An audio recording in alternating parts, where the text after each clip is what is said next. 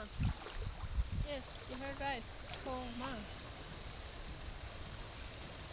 I don't know what to say. It's a nice place. Look at this beautiful stretch of beach to the little island, Ma Island. But I guess we just always arrive at the wrong time. Yesterday was a big storm. There's a lot of just crap debris washed out on that stretch, so it's not really possible to swim. Plus the tide is very, very low, so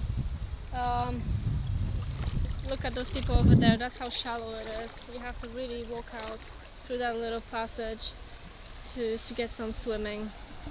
It's not the best, but I think on a good day, a clear day with high tide, it could be quite spectacular. We just never arrived at the right time. C'est la vie.